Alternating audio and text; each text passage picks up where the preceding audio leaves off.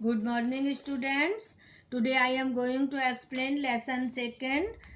आप लोगों को हम हॉर्नबिल का second lesson we are not afraid to die we can all be together पढ़ा रहे हैं। तो हमने इससे पहले 4 वीडियोस में यहाँ तक पढ़ा दिया है और आज हम यहाँ से स्टार्ट कर रहे हैं। तो इसमें एक शख्स की कहानी है जो कि अपनी समुद्र की यात्रा के लिए निकलता है और उसको कितनी कठिनाइयों का सामना करना पड़ता है वो इसने इस कहानी में लिखा है। तो हम इसको स्टार्ट करते हैं।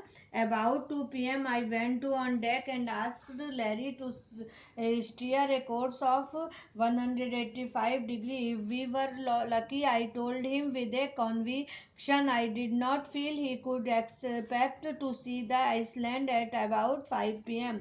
दोपहर पश्चात लगभग 2 बजे मैं डेक पर गया और लैरी को कहा कि वह 185 डिग्री के रास्ते से चले। यदि हम सौभाग्यशाली रहे तो मैंने दृढ़ता से कहा कि मैं महसूस तो नहीं कर रहा था, तो हम शाम 5 बजे तक इस द्वीप को देख सकेंगे। Then with a then with a heavy heart I went below, climbed on my bunk and amazingly dozed off. When I woke it was 6 p.m. and growing dark. I knew we must have missed the Iceland, and with the sail we had left we couldn't hope to beat back into the westerly winds. फिर एक भारी दिल लिए मैं नीचे आया और अपने जहाज के बिस्तर पर चढ़ा। वह आश्चर्यजनक रूप से गहरी नींद में खो गया। जब मैं शाम 6 बजे जागा तो अंधेरा हो रहा था। मैंने समझा कि हम वह द्वीप चूक गए होंगे और बहते हुए हमने उसे छोड़ दिया होगा। हम पश्चिमी हवाओं से वापस नहीं जा सकते थे। At that moment Taos lad had appeared by my bunk. Can I have a hug? Jonathan asked. Sue was right behind him. Why am I getting a hug now? I asked. Because you are the best daddy in the whole world and the best captain, my son replied. Not daddy, John, I am afraid. Not today, John, I am afraid. Why you must be, said Sue in a matter of fact voice.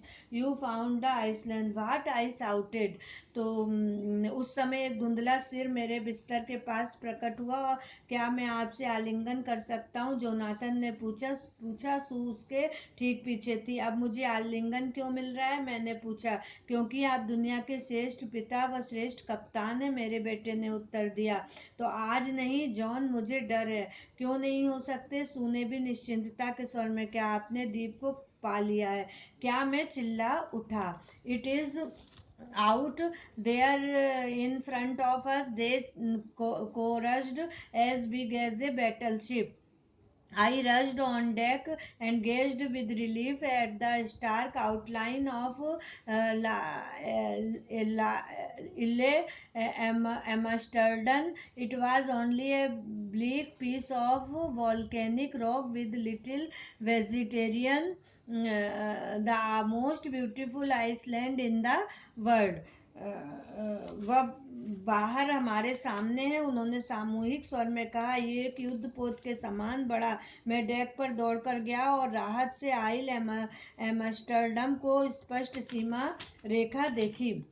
वह केवल वीरान ज्वालामुखी की चट्टान थी जिसमें थोड़ी वनस्पति थी। दुनिया का सबसे सुंदर द्वीप।